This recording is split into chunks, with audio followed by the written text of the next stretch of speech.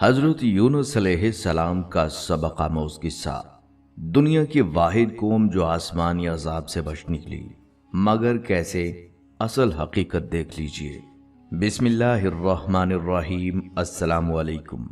حضرت یونس علیہ السلام، جنہیں مچھلی والے نبی کے نام سے جانا جاتا ہے، ان کی زندگی کا ایک ایسا لمحہ تھا جو عقل کو حیران کر دینے والا ہے۔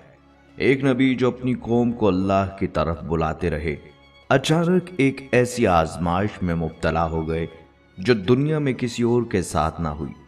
وہ سمندر کی بے رحم لہروں میں پھینک دیے گئے اور پھر ایک بڑی مچھلی نے انہیں نگل لیا۔ لیکن یہ سب کیوں ہوا؟ حضرت یونس علیہ السلام کو یہ آزمائش کیوں دی گئی؟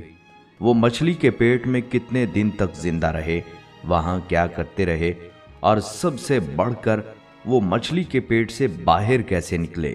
دوستو، یہ مکمل قصہ قرآن کریم میں ایک منفرد انداز میں بیان کیا گیا ہے جو نہ صرف حیران کن بلکہ انتہائی سبق آموز بھی ہے۔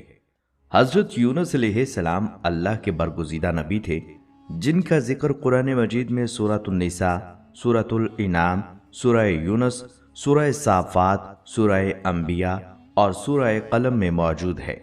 پہلی 4 سورتوں میں انہیں یونس کے نام سے پکارا گیا۔ حضرت یونس علیہ السلام کا زمانہ تقریباً 860 سے 784 قبل مسیح کے درمیان بتایا جاتا ہے۔ آپ کے والد کا نام متی تھا اور آپ سیدنا ابراہیم علیہ السلام کی نسل سے تھے، یعنی ایک اسرائیلی نبی تھے۔ اللہ تعالیٰ نے آپ کو آشوریوں کی ہدایت کے لیے عراق بھیجا، جو اس وقت کفر اور شرک میں مبتلا تھے۔ اس قوم کا مرکزی شہر نینوا تھا، جو اس وقت ایک عظیم الشان بستی تھی۔ آج بھی اس کے وسیع کھنڈرات دریائے دجلہ کے مشرقی کنارے پر موجود ہیں، جو موصل شہر کے قریب واقع ہے۔ حضرت یونس علیہ السلام نے اس آشوری قوم کو اللہ کی وحدانیت کی دعوت دی، لیکن وہ اپنی سرکشی اور ضد پر قائم رہے۔ انہوں نے آپ کی بات کو جھٹلایا، اپنے بتوں کو چھوڑنے سے انکار کیا اور دعوت حق کا مذاق اڑانے لگے۔ نہ صرف یہ بلکہ انہوں نے حضرت یونس علیہ السلام پر ظلم و ستم ڈھانا بھی شروع کر دیا۔ انہیں دھمکیاں دیں اور ہر ممکن طریقے سے ان کی تبلیغ کا راستہ روکنے کی کوشش کی۔ یہ مسلسل مخالفت دیکھ کر حضرت یونس علیہ السلام قوم سے خفا ہو گئے۔ آپ نے انہیں 3 دن کے اندر عذاب آنے کی وعید سنائی اور دل شکستہ ہو کر ان کے لیے بد دعا کر دی۔ جب تیسرا دن قریب آیا تو آپ رات کے اندھیرے میں بستی سے نکل گئے، لیکن اس وقت آپ کو معلوم نہ تھا کہ قوم کی قسمت میں کیا لکھا جا چکا ہے۔ دن کے وقت جب عذاب کے آثار ظاہر ہونے لگے، آسمان پر سیاہ بادل چھا گئے، زوردار آندھیاں چلنے لگیں اور لوگوں کو لگا کہ اب تباہی یقینی ہے، تب ان کے دل کانپ اٹھے۔ وہ گھبرا کر حضرت یونس علیہ السلام کو تلاش کرنے نکلے تاکہ ان سے معافی مانگ سکیں، مگر وہ بستی میں موجود نہ تھے۔ یہاں ایک اہم نقطہ یہ تھا کہ حضرت یونس علیہ السلام اللہ کے حکم کے بغیر بستی چھوڑ چکے تھے۔ نبیوں کے لیے اللہ کا حکم ہی سب کچھ ہوتا ہے اور انہیں ہر قدم اسی کے اذن کے مطابق اٹھانا ہوتا ہے۔ حضرت یونس علیہ السلام کا یوں ناراض ہو کر بستی سے نکل جانا در حقیقت ہجرت تو تھی، لیکن اللہ کے حکم کے بغیر۔ یہی وہ لمحہ تھا جہاں سے ان کے لیے ایک بڑی آزمائش کا آغاز ہونے والا تھا۔ جب حضرت یونس علیہ السلام کی قوم نے عذاب کی ابتدائی نشانیاں دیکھیں تو ان کے دلوں میں خوف پیدا ہوا۔ انہوں نے فوراً اپنے گناہوں پر ندامت کا اظہار کیا، توبہ و استغفار کی اور اللہ کے حضور گڑ گڑا کر معافی مانگی۔ اللہ کی رحمت کا اصول یہی ہے کہ وہ اپنی مخلوق پر بلا وجہ عذاب نازل نہیں کرتا، بلکہ جب کوئی قوم سرکشی میں حد سے گزر جاتی ہے اور ہر نصیحت کو رد کر دیتی ہے تب عذاب نازل کیا جاتا ہے۔ لیکن نینوا کے لوگوں نے عذاب نازل ہونے سے پہلے ہی سچی توبہ کر لی اور اللہ نے ان کی توبہ قبول فرما کر انہیں معاف کر دیا۔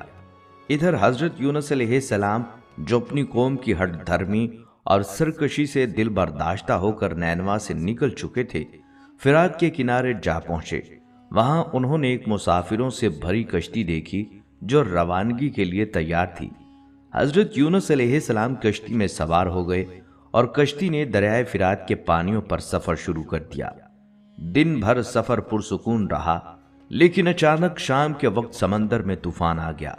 तेज हवाएं चलने लगी, ऊंची ऊंची लहरें उठने लगी और कश्ती डगमगाने लगी। मलाहों ने कश्ती को संभालने की हर मुमकिन कोशिश की। मुसाफिरों ने अपना सामान समंदर में फेंक दिया ताकि वजन कम हो, मगर तूफान की शिद्दत कम ना हुई और कश्ती मुसलसल डूबने के करीब होती जा रही थी। अहले कश्ती का अकीदा था कि जब कश्ती इस तरह तूफान में फंस जाए तो इसका मतलब होता है इसमें कोई ऐसा शख्स सवार है जो अपने आका से भागा हुआ है, और जब तक वो कश्ती से न उतरे कश्ती तूफान से नहीं बच सकती। ये सुनकर हजरत यूनुस अलैहिस्सलाम को फौरन एहसास हुआ कि ये सब कुछ अल्लाह की तरफ से एक आजमाइश है। उन्होंने अहले कश्ती को मुखातिब करके फरमाया, मैं ही वो शख्स हूँ जिसे इस कश्ती से उतरना चाहिए, क्योंकि मैं अपने रब के हुक्म का इंतजार किए बगैर अपनी कौम को छोड़कर आ गया हूँ। मुझे समंदर में डाल दो ताकि कश्ती और इसमें सवार बाकी तमाम लोग महफूज रह सकें। लेकिन कश्ती में सवार मुसाफिर और मल्ला हजरत यूनुस अलैहिस्सलाम की नेकी, पारसाई और पाकीज़गी से वाकिफ थे। वो उन्हें समंदर में फेंकने पर आमादा ना हुए। उन्होंने सोचा कि ये फैसला करने के लिए कुरानंदाजी की जाए ताकि किसी पर जुल्म ना हो। चुनाचा कश्ती में मौजूद लोगों के नामों की कुरानंदाजी की गई और हैरत अंगेज तौर पर कुर्रा हजरत यूनुस अलैहिस्सलाम के नाम निकला, मगर कश्ती वालों ने यह मानने से इनकार कर दिया कि इन्हें समंदर में डालना चाहिए, क्योंकि वो जानते थे कि हजरत यूनुस अलैहिस्सलाम एक नेक और सच्चे इंसान हैं। उन्होंने दोबारा कुर्रानंदाजी की, लेकिन फिर कुर्रा उन्हीं के नाम निकला। जब तीसरी मर्तबा भी कुर्रा हजरत यूनुस अलैहिस्सलाम के नाम निकला तो उन्हें यकीन हो गया ये अल्लाह की तरफ से एक फैसला है, और वो कश्ती से उतरने पर राजी हो गए। ये लम्हा बहुत ही नाजुक था। हजरत यूनुस अलैहिस्सलाम जैसे ही समंदर में कूदे, एक अजीमुल हब्सा मछली जो पहले ही अल्लाह के हुक्म की मुंतजिर थी, फौरन उन्हें निगल गई और वो उसके पेट में चले गए। ये वो मुकाम था जहां हजरत यूनुस अलैहिस्सलाम की सबसे बड़ी आजमाइश शुरू हुई, और इनकी दुआ और अल्लाह पर यकीन का वो हैरत अंगेज वाक़या पेश आया जिसे कुरान करीम में जिक्र किया गया है। दोस्तों, जब हजरत यूनुस अलैहिस्सलाम कश्ती से समंदर में कूदे तो अल्लाह ताला ने एक बड़ी मछली को हुक्म दिया कि वो उन्हें निगल ले, लेकिन ये भी फरमाया कि ये तुम्हारी ग़िज़ा नहीं, इनके जिस्म को कोई तकलीफ नहीं होनी चाहिए। अल्लाह के हुक्म से मछली ने उन्हें निगल लिया, मगर वो उसके पेट में जिंदा रहे। जब हजरत यूनुस अलैहिस्सलाम ने खुद को मछली के पेट में पाया तो उन्हें एहसास हुआ कि वो अल्लाह की इजाज़त के बगैर अपनी कौम को छोड़कर आ गए थे। इस नदामत के साथ उन्होंने अल्लाह की बारगाह में दुआ और इस्तग़फ़ार शुरू कर दिया। वो 3 अंधेरों में घिर चुके थे, एक रात का अंधेरा, दूसरा समंदर की गहराइयों का अंधेरा और तीसरा मछली के पेट का अंधेरा। इन घुप अंधेरों में हजरत यूनुस अलैहिस्सलाम ने अल्लाह को पुकारा और एक ऐसी दुआ मांगी जो क़यामत तक हर हाजतमंद के लिए निजात का जरिया बन गई। हजरत यूनुस अलैहिस्सलाम की ये दुआ कुरान मजीद में यूं बयान हुई है, ला इलाहा इल्ला अंता सुब्हानका इन्नी कुन्तु मिनज़ ज़ालिमीन। ऐ अल्लाह, तेरे सिवा कोई माबूद नहीं, तू पाक है, बेशक मैं ही अपने नफ्स पर जुल्म करने वाला था। ये दुआ इतनी महबूब हुई कि अल्लाह ताला ने इसे कबूलियत की निशानी बना दिया, बल्कि हजूर सल्लल्लाहु अलैहि वसल्लम ने फरमाया कि जो भी सच्चे दिल से ये दुआ मांगेगा अल्लाह उसकी पुकार ज़रूर सुनेगा। इब्ने हातिम की रवायत में आता है कि जब हज़रत यूनुस अलैहिस्सलाम ने ये दुआ की तो उनकी आवाज़ आसमानों तक जा पहुँची। फरिश्ते हैरत में पड़ गए और कहने लगे, ये आवाज़ बहुत दूर दराज जगह से आ रही है, मगर हमें ये मानूस सी लग रही है। अल्लाह ताला ने फरमाया कि ये मेरे बंदे यूनुस की पुकार है। फरिश्ते अर्ज करने लगे कि ऐ परवरदिगार, यही वो यूनुस है जो तेरी इबादत में हमेशा लगा रहता था, जिसकी नेकियां रोज़ाना तेरी बारगाह में कबूल होती थीं। ऐ अल्लाह, जिस तरह वो राहत के दिनों में तेरा फर्मा बरदार था, इसी तरह आज मुसीबत में भी इस पर रहम फरमा। अल्लाह ताला ने अपने बंदे की दुआ को कबूल फरमाया और मछली को हुक्म दिया कि वो यूनुस अलैहिस्सलाम को समंदर के किनारे बगैर किसी नुकसान के उगल दे। लेकिन सवाल ये पैदा होता है کہ حضرت یونس علیہ السلام مچھلی کے پیٹ میں کتنے دن زندہ رہے۔ اس حوالے سے بعض روایات میں آتا ہے کہ حضرت یونس علیہ السلام 3 دن، بعض میں 7 دن اور بعض میں 40 دن مچھلی کے پیٹ میں رہے، جبکہ کچھ روایات میں چند گھنٹوں کا ذکر ملتا ہے۔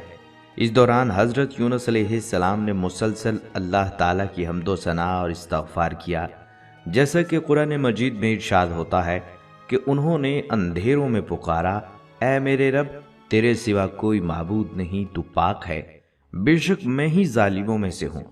یہ تسبیح حضرت یونس علیہ السلام کی عاجزی اور انکساری کا اظہار تھی۔ اللہ تعالیٰ نے ان کی دعا قبول فرمائی، چنانچہ مچھلی نے اللہ کے حکم سے انہیں ساحل پر اگل دیا۔ حضرت عبداللہ بن مسعود رضی اللہ تعالیٰ عنہ سے مروی ہے کہ مچھلی کے پیٹ میں رہنے کی وجہ سے حضرت یونس علیہ السلام کا جسم بہت نرم ہو گیا تھا، بالکل ایسے جیسے کسی پرندے کا نومولود بچہ جس کے جسم پر ابھی پر نہ آئے ہوں۔ وہ نہایت کمزور اور نحیف ہو چکے تھے اور زمین پر پڑنے کے قابل بھی نہ تھے۔ ان کی اس توانائی کے پیش نظر اللہ تعالیٰ نے ان کے لیے خاص اہتمام فرمایا اور ساحل پر ایک بیل دار درخت اگا دیا۔ یہ درخت اللہ کی رحمت اور قدرت کی علامت تھا، جو نہ صرف انہیں سایہ فراہم کرتا بلکہ ان کے جسم کی نرمی اور کمزوری کو دور کرنے کے لیے بھی ایک ذریعہ تھا۔ بعض مفسرین کے مطابق یہ درخت کدو کا درخت تھا، کیونکہ کدو کے پتے بڑے اور گھنے ہوتے ہیں جو نہ صرف دھوپ سے بچاتے ہیں بلکہ ان میں ایسی تاثیر بھی ہوتی ہے کہ کیڑے مکوڑے اس کے قریب نہیں آتے۔ بلکہ حضرت ابو ہریرہ رضی اللہ تعالیٰ عنہ فرماتے ہیں کہ جب مچھلی نے یونس علیہ السلام کو کھلے میدان میں ڈالا تو اللہ تعالیٰ نے آپ پر یقطین یعنی کدو کی بیل اگا دی۔ ان سے پوچھا گیا یقطین کسے کہتے ہیں؟ فرمایا کہ کدو کے پودے کو کہتے ہیں۔ اس کے علاوہ اللہ تعالیٰ نے ان کے لیے ایک جنگلی بکری بھیج دی جو زمین کی گھاس اور جڑی بوٹیاں کھاتی تھی اور صبح و شام آپ کو دودھ پلاتی تھی، حتیٰ کہ آپ کی توانائی لوٹ آئی۔ حضرت یونس علیہ السلام درخت کے سائے میں جھونپڑی بنا کر رہنے لگے۔ چند دنوں بعد ایسا ہوا کہ اس بیل کی جڑ میں اللہ کی طرف سے کیڑا لگ گیا اور اس نے جڑ کو کاٹ ڈالا۔ جب جڑ کو کاٹ ڈالا اور بیل سوکھنے لگی تو یونس علیہ السلام کو بہت دکھ ہوا۔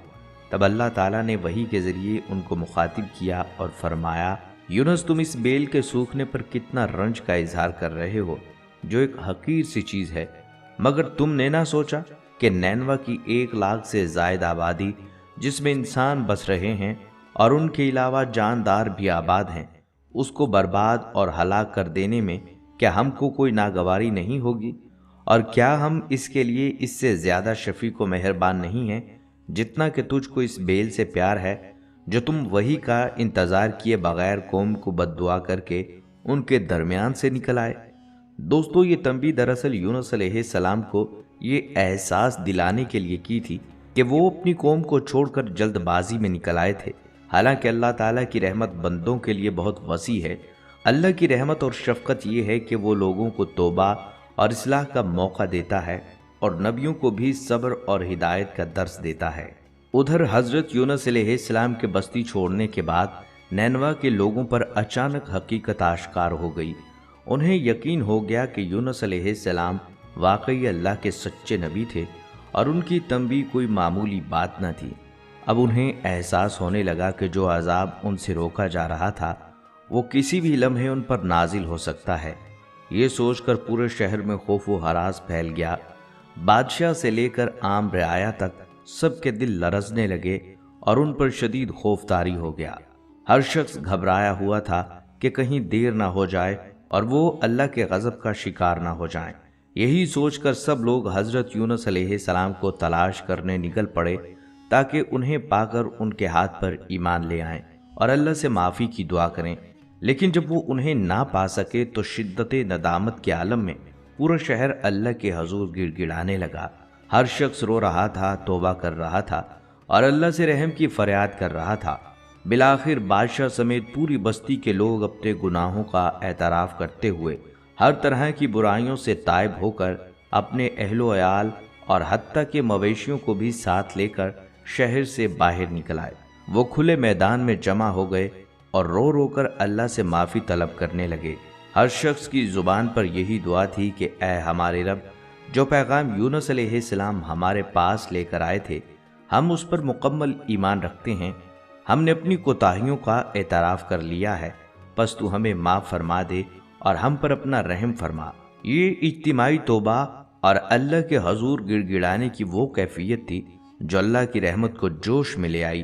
اس قوم نے سچے دل سے رجوع کیا تھا، اس لیے اللہ نے ان کی دعا قبول فرمائی اور ان پر آسمان سے اترنے والے عذاب کو روک دیا۔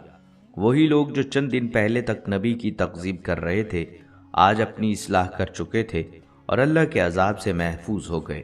بالآخر جب یونس علیہ السلام مکمل صحت یاب ہو گئے اور دوبارہ تندرست ہو کر کھڑے ہونے کے قابل ہو گئے تو اللہ تعالیٰ نے انہیں نینوا واپس جانے کا حکم دیا۔ یہ وہی بستی تھی جسے وہ مایوسی کے عالم میں چھوڑ چکے تھے، مگر اب اللہ کا فیصلہ تھا کہ وہ دوبارہ اپنی قوم کے پاس جائیں اور انہیں دین حق کی رہنمائی فراہم کریں۔ حضرت یونس علیہ السلام نے اللہ کے حکم کی تعمیل کی اور نینوا واپس تشریف لے گئے۔ جب نینوا کے لوگوں نے انہیں زندہ اور صحت مند دیکھا تو ان کی خوشی کی کوئی انتہا نہ رہی۔ وہی لوگ جو پہلے ان کی نصیحتوں کو سننے سے انکاری تھے آج ان کی واپسی پر والہانہ عقیدت کا اظہار کر رہے تھے۔ انہوں نے حضرت یونس علیہ السلام کا استقبال کیا اور مکمل فرمان برداری کے ساتھ ان کی رہنمائی میں زندگی گزارنے لگے۔ حضرت یونس علیہ السلام نے اپنی بقیہ زندگی نینوا میں ہی بسر کی اور وہیں ان کا انتقال ہوا۔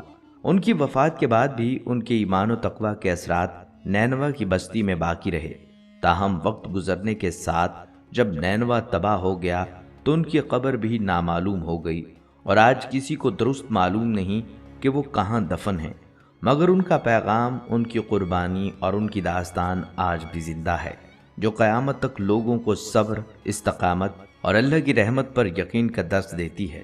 دوستو، دنیا کی تاریخ میں حضرت یونس علیہ السلام کی قوم وہ واحد قوم تھی جس پر عذاب کا فیصلہ ہو چکا تھا، مگر پھر بھی اللہ نے انہیں معاف فرما دیا۔ اس کے برعکس دیگر تمام نافرمان اقوام جیسے قوم نوح، قوم عاد، قوم سمود اور قوم لوط اور فرعون کی قوم اپنی سرکشی کی وجہ سے اللہ کے عذاب سے نہ بچ سکیں۔ ان تمام اقوام کو بار بار تنبیہ کی گئی، مگر انہوں نے اپنے انبیاء کی دعوت کو جھٹلایا، یہاں تک کہ اللہ کا غضب نازل ہو گیا اور وہ صفحہ ہستی سے مٹا دی گئیں۔ لیکن نینوا کے لوگوں نے جب عذاب کی نشانیاں دیکھیں تو وہ فوراً اللہ کی طرف رجوع کر گئے، خالص توبہ کی، گڑ گڑائے اور اللہ کی رحمت کے طلبگار بنے۔ پس اللہ نے ان کی توبہ قبول فرمائی اور ان پر سے عذاب ہٹا دیا۔ دوستو، نبی صلی اللہ علیہ وسلم نے کئی مواقع پر حضرت یونس علیہ السلام کے صبر کا ذکر فرمایا۔ ایک حدیث میں آیا ہے کہ جب نبی صلی اللہ علیہ وسلم طائف کے لوگوں کو اللہ کے دین کی دعوت دینے کے لیے تشریف لے گئے، آپ صلی اللہ علیہ وسلم نے اہل طائف کے سرداروں سے ملاقات کی اور انہیں اسلام کی طرف بلایا، لیکن انہوں نے نہ صرف آپ کی بات کو ٹھکرایا بلکہ طائف کے شریر لوگوں اور بچوں کو اکسایا کہ وہ آپ صلی اللہ علیہ وسلم پر پتھر برسائیں۔ نبی کریم صلی اللہ علیہ وسلم پر اتنے پتھر برسائے گئے کہ آپ صلی اللہ علیہ وسلم کے مبارک پاؤں زخمی ہو گئے اور خون بہنے لگا۔ آپ صلی اللہ علیہ وسلم انتہائی تکلیف میں تھے، یہاں تک کہ جب آپ ایک باغ میں پناہ لینے کے لیے پہنچے تو جسم لہو لہان ہو چکا تھا۔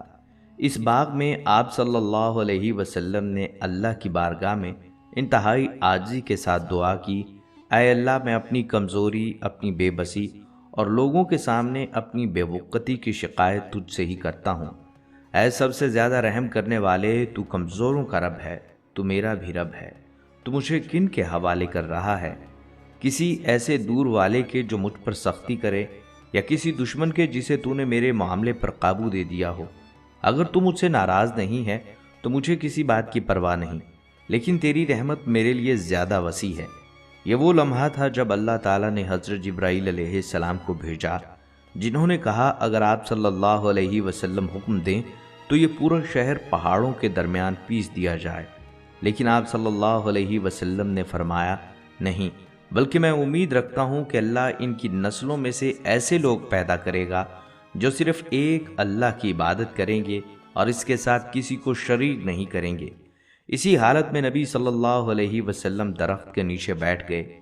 اسی دوران طائف کے باغ کے مالک عتبہ اور شیبہ بن ربی نے اپنے غلام اداس کو انگوروں کا ایک گچھا دے کر بھیجا تاکہ وہ نبی صلی اللہ علیہ وسلم کی خدمت میں پیش کرے۔ جب اداس نے آپ صلی اللہ علیہ وسلم کو کھانے کے لیے انگور پیش کیے تو نبی صلی اللہ علیہ وسلم نے بسم اللہ کہہ کر کھانے کے لیے ہاتھ بڑھایا۔ اداس حیران ہوا اور پوچھا، یہ الفاظ آپ نے کہاں سے سیکھے؟ کیونکہ اہل عرب ایسے الفاظ نہیں کہتے۔ نبی پاک صلی اللہ علیہ وسلم نے اس سے پوچھا، تم کہاں کے رہنے والے ہو؟ اداس نے جواب دیا، میں نینوا کا رہنے والا ہوں۔ آپ صلی اللہ علیہ وسلم نے فرمایا، نینوا یعنی یونس کا شہر؟ یہ سنتے ہی اداس حیران ہو گیا اور کہنے لگا، آپ یونس علیہ السلام کو کیسے جانتے ہیں؟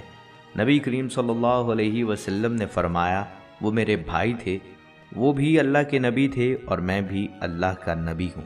یہ سنتے ہی اداس فوراً نبی صلی اللہ علیہ وسلم کے ہاتھوں کو چومنے لگا اور اسلام قبول کر لیا۔ یہاں ایک اہم بات یہ ہے کہ نبی صلی اللہ علیہ وسلم نے طائف میں پیش آنے والی مصیبتوں کے باوجود حضرت یونس علیہ السلام کی آزمائش کو یاد کیا اور صبر کیا۔ حضرت یونس علیہ السلام کو مچھلی کے پیٹ میں صبر کرنا پڑا تھا اور نبی صلی اللہ علیہ وسلم نے طائف کی وادی میں صبر سے کام لیا۔ آپ صلی اللہ علیہ وسلم اس موقع پر بھی اللہ کی رحمت سے مایوس نہیں ہوئے اور اسی صبر و استقامت کی وجہ سے اللہ تعالیٰ نے آپ کی دعوت کو کامیابی عطا فرمائی۔ دوستو، یہاں پر یہ بات بھی واضح کر دوں کہ حضرت یونس علیہ السلام کا ذکر قرآن مجید میں تو کئی مقامات پر آیا ہے، لیکن احادیث میں بھی ان کے حوالے سے کچھ واقعات اور فرامین موجود ہیں۔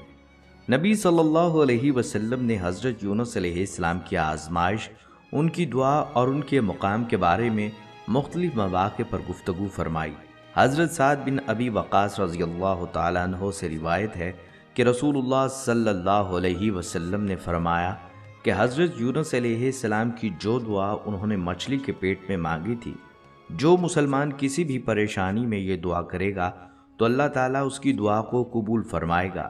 یہ حدیث اس دعا کی فضیلت کو ظاہر کرتی ہے اور سکھاتی ہے کہ اگر کوئی مشکل میں ہو تو حضرت یونس علیہ السلام کی دعا کو اپنا ورد بنائے، کیونکہ یہ دعا قبولیت کے دروازے کھول دیتی ہے۔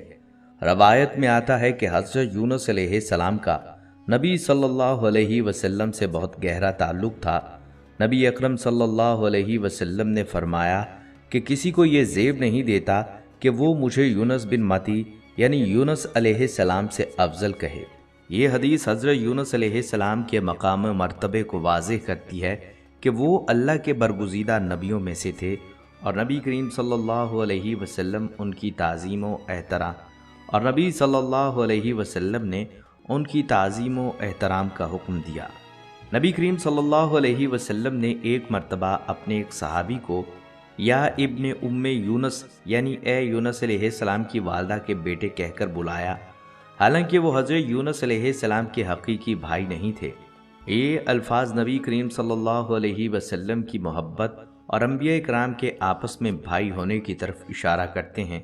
بعض علماء کرام کا کہنا ہے کہ نبی صلی اللہ علیہ وسلم نے اس شخص کو حضرت یونس علیہ السلام سے تشبیہ دی ہو، کیونکہ وہ یا تو کسی آزمائش سے گزر رہے تھے یا کسی معاملے میں حضرت یونس علیہ السلام سے مشابہت رکھتے تھے۔ اس انداز تخاطب سے نبی صلی اللہ علیہ وسلم نے حضرت یونس علیہ السلام کی عظمت اور مقام کو بھی نمایاں کیا، کیونکہ قرآن مجید میں اللہ تعالیٰ نے ان کا ذکر نیک بندوں میں فرمایا ہے۔ حضور صلی اللہ علیہ وسلم نے ایک اور حدیث میں فرمایا کہ جب کوئی بندہ کسی مشکل میں مبتلا ہو اور وہ حضرت یونس علیہ السلام کی دعا کرے تو اللہ تعالیٰ اس کی مشکل کو دور فرما دیتا ہے، جیسے حضرت یونس علیہ السلام کی مشکل کو دور کیا تھا۔ خواتین و حضرات، یہودی متون کے مطابق حضرت یونس علیہ السلام 3 دن اور 3 راتیں مچھلی کے پیٹ میں رہے اور وہاں اللہ سے جو دعا کی آج بھی یہودی مذہبی کتب میں موجود ہے۔ ان کی یہ دعا اسلامی تعلیمات میں بھی خاص اہمیت رکھتی ہے اور مسلمانوں کو بھی مصیبت کے وقت یہ دعا پڑھنے کی ترغیب دی گئی ہے۔ یہی دعا حضرت یونس علیہ السلام کی نجات کا ذریعہ بنی اور اللہ تعالیٰ نے انہیں دوبارہ زمین پر واپس بھیج دیا، جہاں انہوں نے نینوا کے لوگوں کو اللہ کی طرف بلایا اور وہ سب کے سب ایمان لے آئے۔ اس آیت میں بھی حضرت یونس علیہ السلام کو ایک اہم نبی کے طور پر دیکھا جاتا ہے اور ان کا ذکر نئے عہد نامے میں کئی مقامات پر ملتا ہے۔ حضرت عیسیٰ علیہ السلام نے اپنی تعلیمات میں حضرت یونس علیہ السلام کی آزمائش کا ذکر کیا اور اسے اپنی موت و حیات کی مثال کے طور پر بیان کیا۔ انجیل میں مذکور ہے کہ حضرت عیسیٰ علیہ السلام نے فرمایا کہ جیسے یونس 3 دن اور 3 راتیں مچھلی کے پیٹ میں رہا، اسی طرح ابن آدم 3 دن اور 3 راتیں زمین کے اندر رہے گا۔ اس آیت میں حضرت یونس علیہ السلام کے قصے کو گناہوں سے معافی اور نجات کے استعارے کے طور پر دیکھا جاتا ہے، اور ان کی قوم کی اجتماعی توبہ کو حضرت عیسیٰ علیہ السلام کے پیغام سے جوڑا جاتا ہے۔ یہودی مذہب میں حضرت یونس علیہ السلام کے واقعے کو یوم کپور کے موقع پر خاص اہمیت دی جاتی ہے، جو کہ گناہوں کی معافی اور توبہ کا دن سمجھا جاتا ہے۔ اس موقع پر یہودی حضرت یونس علیہ السلام کے واقعے کو بطور مثال پیش کرتے ہیں کہ اگر پوری قوم اجتماعی توبہ کرے تو اللہ کی رحمت نازل ہو سکتی ہے۔ اسی طرح اسلامی تعلیمات میں یہ تصور موجود ہے کہ جب انسان سچے دل سے اللہ کی طرف رجوع کرتا ہے تو وہ بخشش اور رحمت سے نوازا جاتا ہے، جیسا کہ نینوا کی قوم کے ساتھ ہوا۔ اگرچہ یہودیت اور عیسائیت میں حضرت یونس علیہ السلام کے قصے میں کچھ مختلف تشریحات پائی جاتی ہیں، لیکن ان کا بنیادی مقصد تینوں مذاہب میں یکساں ہے۔ اللہ کی رحمت بے پایہ ہے اور سچی توبہ ہر آزمائش سے نجات دلا سکتی ہے۔ مذہب اسلام میں حضرت یونس علیہ السلام کی کہانی کو صبر، دعا اور اللہ پر مکمل بھروسے کی علامت کے طور پر بیان کیا گیا ہے، اور ان کی دعا کو مصائب اور مشکلات سے نکلنے کا بہترین ذریعہ سمجھا جاتا ہے۔ پیارے دوستو، امید ہے کہ آج کی ویڈیو آپ کو پسند آئی ہوگی اور اس سے آپ کو مفید معلومات ملی ہوں گی۔ اگر یہ ویڈیو آپ کو پسند آئی ہے تو اسے لائک اور شیئر ضرور کیجیے گا تاکہ یہ علم دوسروں تک بھی پہنچ سکے اور کسی اور کے لیے فائدہ مند ثابت ہو۔ ساتھ ہی ہمارے چینل کو سبسکرائب کر لیجیے تاکہ آئندہ آنے والی مزید دلچسپ اور معلوماتی ویڈیوز بر وقت آپ تک پہنچ سکیں۔ دعا کیجیے اللہ تعالی ہم کو اپنا نیک اور برگزیدہ بندہ بنا لے اور نبی صلی اللہ علیہ وسلم کی سچی اتباع نصیب فرمائے۔ اجازت دیجیے اگلی ویڈیو تک، اللہ حافظ۔